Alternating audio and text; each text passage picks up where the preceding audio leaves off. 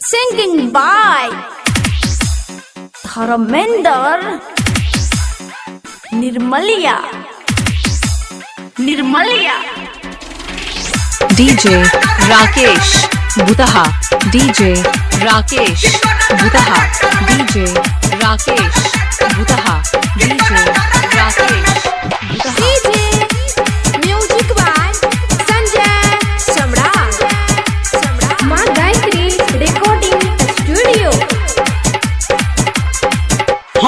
नाच एला नहीं चिल्ले छौड़ी नाच एला नहीं चिल्ले छौड़ी आय हम नहीं छोड़बोगे कि तोरा जहर नेटर में दह के तेल कि तोरा जहर नेटर में दह के तेल आई इंजन के चालू करबोगे कि तोरा जहर नेटर में दह के तेल आई इंजन के चालू करबोगे हो नाच एला नहीं चिल्ले छौड़ी नाच एला नहीं चिल्ले छौड़ी आय हम नहीं छोड़बोगे कि तोरा जहर नेटर में दह के तेल कि तोरा जहर नेटर में दह के तेल इंजन के चालू करबोगे कि तोरा जहर नेटर में दह के तेल आई इंजन के चालू करबोगे बुझली गे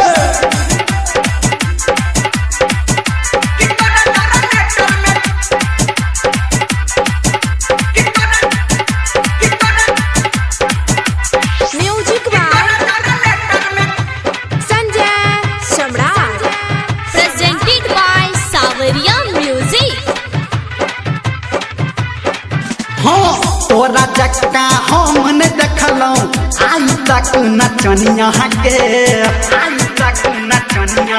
हाँ बूढ़ जवान देख के तोरा कह छौला लमुनिया गे तोरा जक्का हम ने देखलौं आज तक नचनिया के बूढ़ जवान देख के तोरा कह छौला लमुनिया गे तोरा खेत में हर लगा के तोरा खेत में हर लगा के आई आलू करबोगे कि तोरा जहर नेटर में दह के तेल कि तोरा जहर नेटर में दह के तेल आई इंजन के चालू करबोगे कि तोरा जहर नेटर में दह के तेल आई इंजन के चालू करबोगे DJ Rakesh Butaha. DJ Rakesh Butaha. DJ Rakesh Butaha. Music by Sanjay Samrat.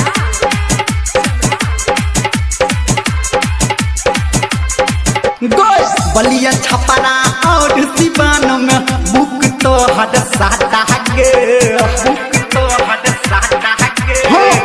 भंगा मधुबनी सुपौल में चलबा देला तू काटा